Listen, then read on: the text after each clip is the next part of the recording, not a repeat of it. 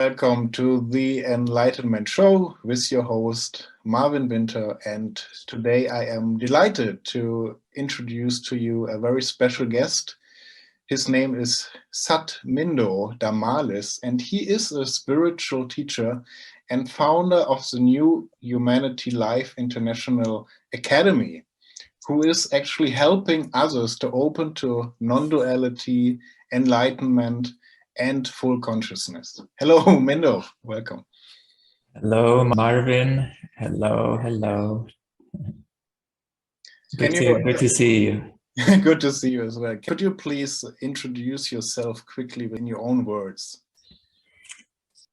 As you mentioned, we have the New Humanity Life International Academy as well as Foundation. Our goal is to help others to awaken to self-realization and primarily to the higher levels of non-duality, presence, and all the way to the full consciousness. So my journey started many lifetimes ago. Yes, but in this regards of this lifetime, I've been teaching over a decade now. And we have a lot of students having great results all over the world. Our community is international, and so I've been helping people to awaken to enlightenment, highest levels of consciousness, as well as some of my students are already satsang teachers, and we have teacher training courses as well, where I teach people to become meditation teachers as well.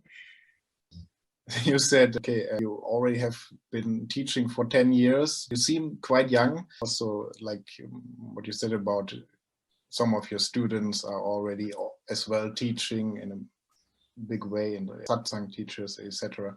So how is that possible? My awakening was quite a big awakening comparing to most usual cases. It was one of the rare awakenings where my whole body, I witnessed my body being transformed with the light particles. And after this awakening experience, as I opened my eyes, it took about an hour and a half. As I opened my eyes, suddenly I had all these abilities and psychic gifts instantly opened up, and immediately I could start see things, hear things, and see energy and dimensions. And immediately I got connected with my guides, ascended masters, and certain avatars. And they gave me a very intense training that I underwent. I didn't start teaching right away. I took some time to explore it all. So I spent a few years primarily immersed in deep meditation and exploration of all these gifts and abilities and dimensions. I was exploring, learning, and then I started remembering past lives that I already had realization in my past lives. That's not new. So I recognized certain lineages that I was connected with. For example, the Kriya Yoga lineage and Zen lineage, Buddhist lineage, and even in some way, some shamanic lineage, although in this lifetime, I'm not bringing that out. The lineage of Jnana Yoga, which is self-inquiry.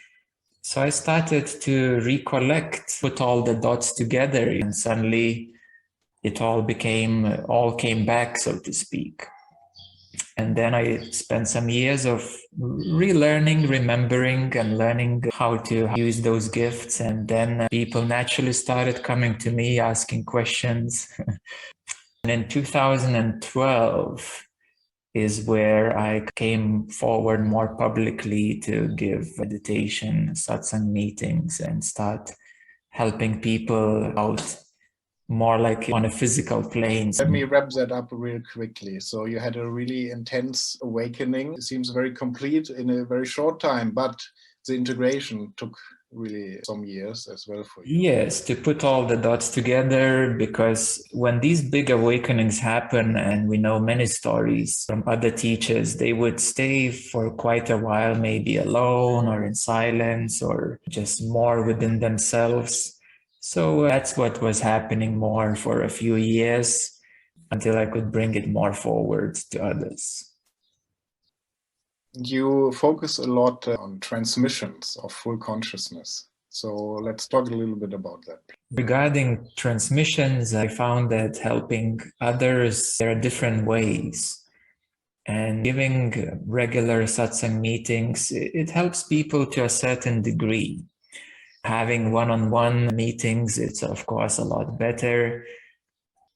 Via a transmission, which I call the full consciousness transmission, the awakening of another person is on a highway.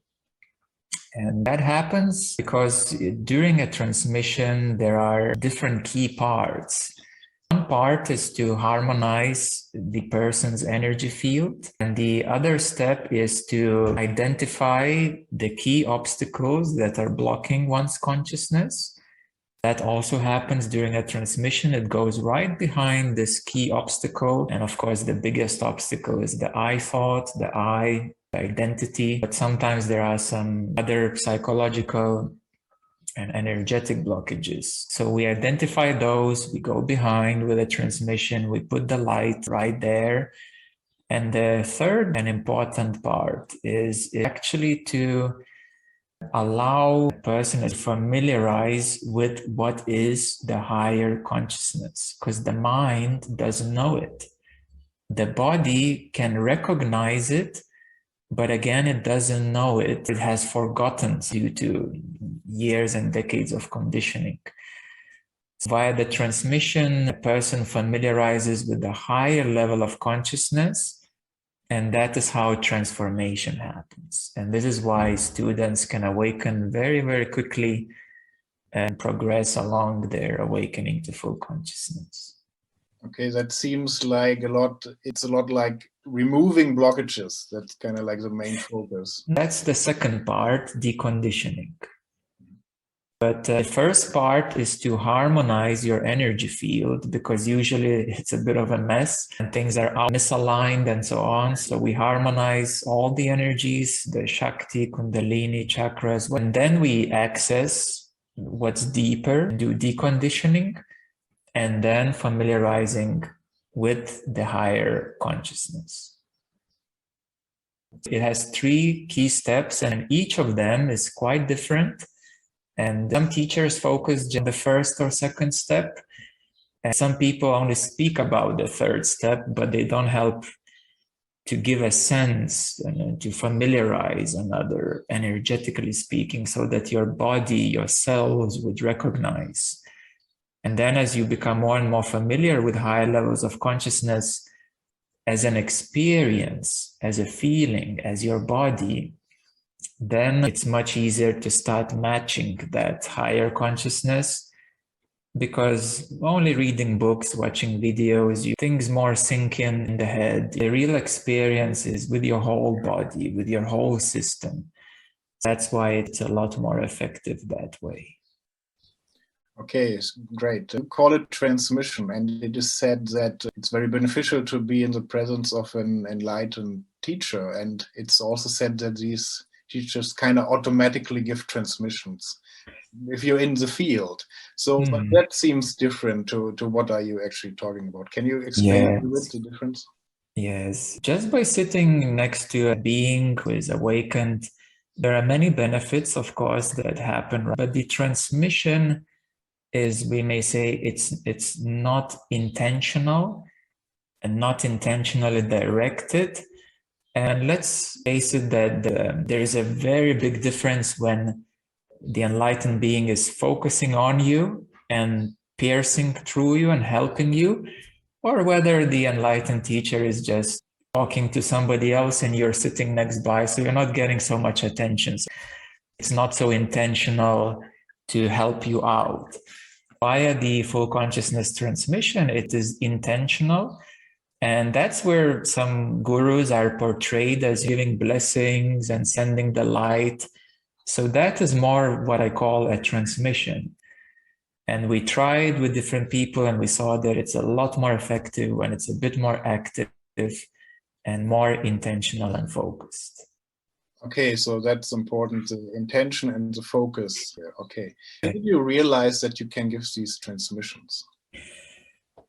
It was a whole journey, and at first the transmissions were supported for me primarily via Mahavatar Babaji and Ramana. They were distinctively two different types of transmissions that I was a conduit of. So I would invite their presence, they would come, and through me, this energy could flow to others. And at a certain point, after a couple of years of doing that, they said, "You're ready to do your own thing."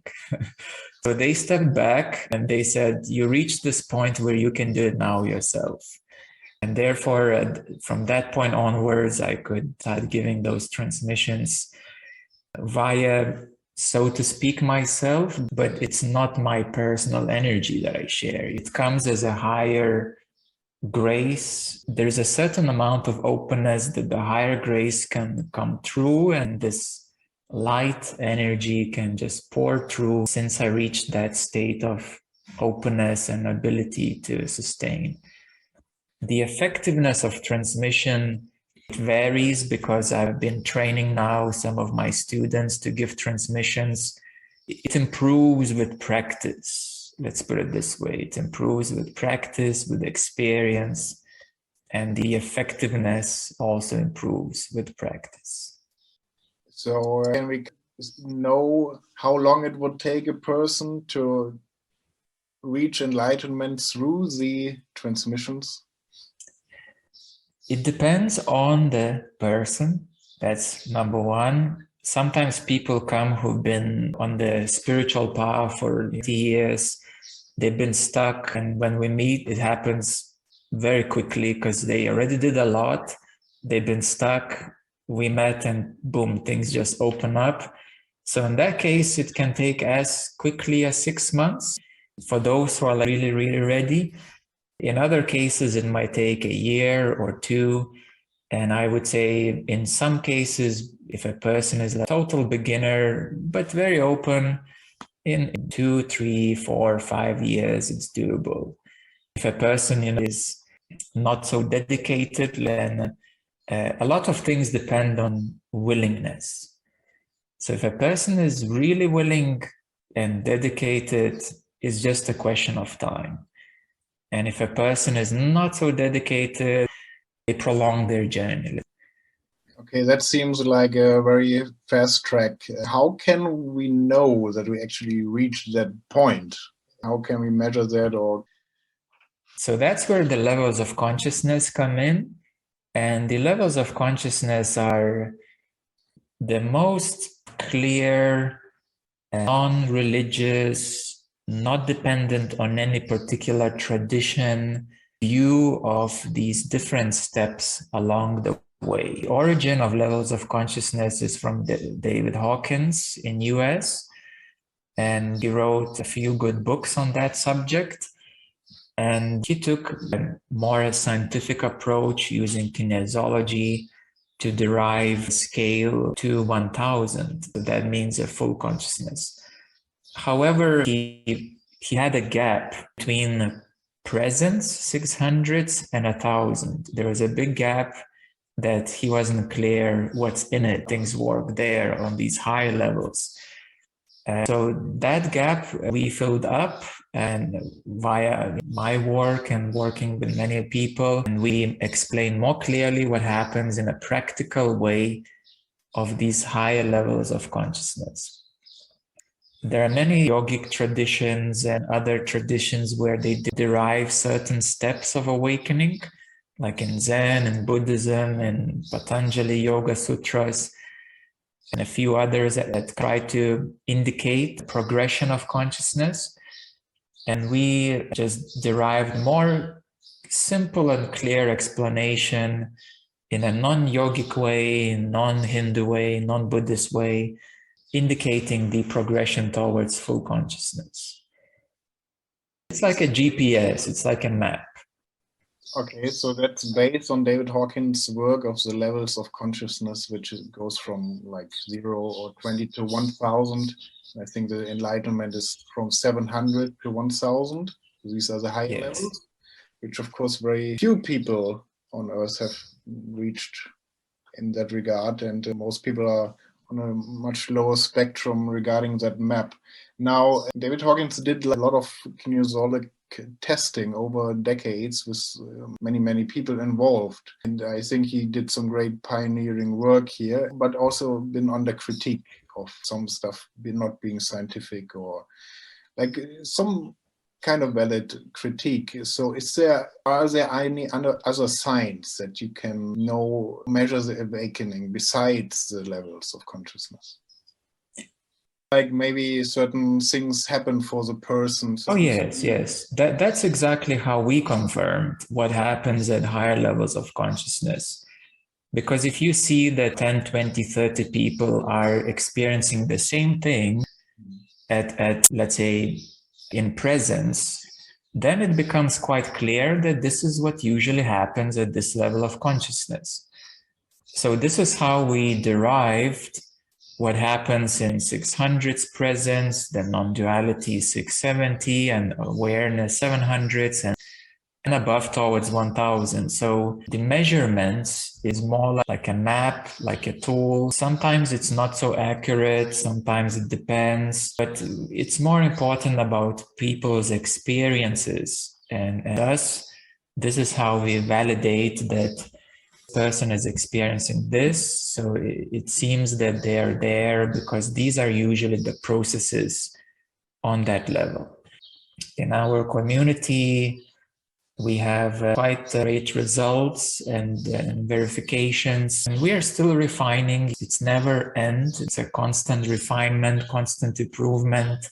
It's a constant exploration and seeing how more and more different types of people and from different walks and paths go through those steps. We are very open to continue exploring, improving.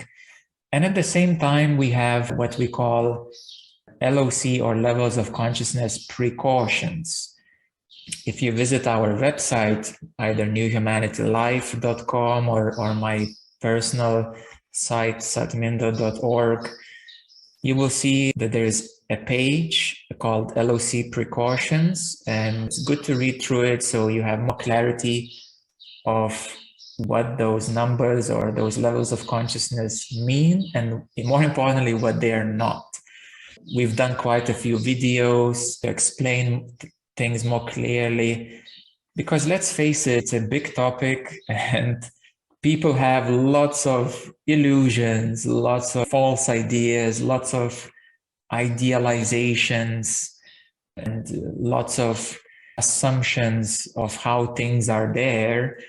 If a person would have, let's say, read Bhagavad Gita and know some stories about Krishna, they would assume that enlightenment is only like that. And if a person comes from a Jnana Yoga tradition, Ramana Maharaja, let's say, they will assume that enlightenment is only like that. And then they find another teacher speaking something else in a different way. So this is why it's good to explore and to know that there are many different ways. There are different paths. I use different techniques, sometimes inquiry, sometimes more as a yoga, surrender, and receiving grace, and sometimes just pure, simple deconditioning. We utilize many different techniques according those different steps, because the higher you go in consciousness, it becomes more and more precise, and there are less and less things that are effective. Like if you're at the beginning of your spiritual journey, there's hundreds of options for you to explore and play around with. There are like so many different meditations and yoga styles and readers and psychics and angels and this and crystal, lots of stuff. We call it the spiritual market. There's like 100 things you can do. But as you go higher, there are less and less things that will help you to move forward. And as you go to the very top, there are just a few ways that really things are effective to get you to the very, very top. Okay, that's interesting. So there's just a limited amount of really effective practices that you found out in your own teaching and with feedback from the students, I guess. Also, let me ask, I like that you really try to measure the progress, because like not many teachers try that. And I think it's a good approach. So maybe you can also tell us a bit more about how many students reached a certain level of consciousness, like how many are in enlightenment, how many made it through the full 1000. And so that would be, of course, very interesting. The most common inner light, love, unity, we have over 850 people who have awoken with direct help. Inner light, love, unity, that's where majority of people are who are considered spiritual awakened people. Then presence, which is already what we call spiritual maturity, we have over 50 people awoken to that level, presence and non-duality. That's already spiritual maturity. It's quite hard to get there, and there aren't many people in the world who aren't awoken to that level of consciousness, presence and non-duality. And non-duality is not a philosophy. I need to be very clear. It's not a philosophy. It's not something that you can read a book, understand, or watch a video and say, oh, I got it, and now I know what it is. Forget about that. It's not a philosophy. It's not a mental thing. You have to go through quite a few steps to get there. And you will definitely know that you have got there because you went through many processes and advanced training and you arrive to that. And usually with the help of a teacher, because otherwise there are some rare occasions, but 99% it comes with help. So presence non-duality is something very difficult, and it takes quite some effort to get there. In 700s to 1,000, we have now around 30 people who would be considered in enlightened awakening from the level of 700 to 1,000. At 1,000, I don't have precise number now because some actually teachers who already are teaching their communities and people, they come to me to complete their journey. So some of those teachers come to me being already in 700s or in presence, non-duality, and I just help them to complete their journey.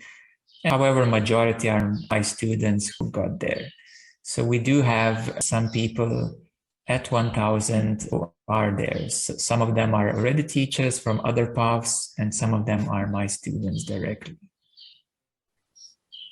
All right, thank you. So how is that gap coming? Of course, we have nowadays a lot of teachers who teach about non-duality and enlightenment, but it seems like actually students reach that, and not just having like one enlightenment experience, but really embodying it. Like this seems still very rare. It is. And someday I asked my question, how come it's happening through me? And then I became open to meet up with other quite known teachers. And they started telling things about me, which were pretty interesting. So a very well-known teacher of ascension work. She is one of the best known in the world. She confirmed that from her ascension view of path to ascended masters, one of 200 people in the world from her view.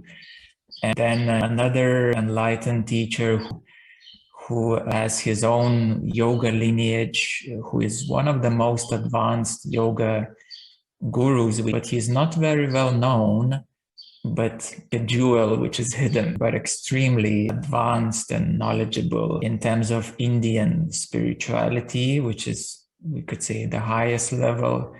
So he confirmed from his end that one of 70 people on earth right now. And then there was another teacher who confirmed he's also working more similarly with the David Hawkins scale. So we had a lot of discussions and so on. So I'm in touch with quite a few teachers who have their own communities, and we had many beautiful discussions and realizations, confirmations, and just keeping in touch because it's a nice thing to do. We all are here to help others. We really enjoy having those meetings and to see how we are differently helping others or how similarly we are helping others, and to know more, get to know each other, because it's a beautiful thing to do. All right, wonderful. I would like to also ask you a little bit, how can we connect with you? What's the next step if we want to learn more about you and your teachings? You can visit newhumanitylife.com. This is our academy website. There is a lot of information there, a lot of free materials and videos, practices. And you can also visit my own website, satmindo.org, where you can get in touch with me to schedule a private session, a consciousness transmission. There's usually about 3-4 weeks now waiting period, so keep that in mind. And otherwise, you can just find me on YouTube or Spotify and enjoy all those videos. We have over 100 videos available to enjoy. Oh, okay. This is on your YouTube channel. What is your YouTube channel? The YouTube channel is Satmindo Damalis. This is my personal. Great. So I can kind of get to know you more, and which I recommend trying out the transmission, because that's a specialty. And it's worth to try out for sure. So I can also recommend it. And thank you so much. Is there anything else you want to share? Well, it's been lovely to meet you. You would enjoy the whole thing a lot more if you work on yourself, if you raise your consciousness, and especially if you help others. Because the biggest fulfillment, I will tell you, is when you are helping others. This is when your soul purpose is fulfilled, utilized. And that's where the real happiness comes in. It's in helping others, being of service in your way, in your way. And our New Humanity Life, we help you to discover what is your way to help others, to uncover your natural gifts. So therefore, your journey, your life transforms in the most beautiful and evolving and growing way. So that would be my message. And my biggest intention is to help those who help others.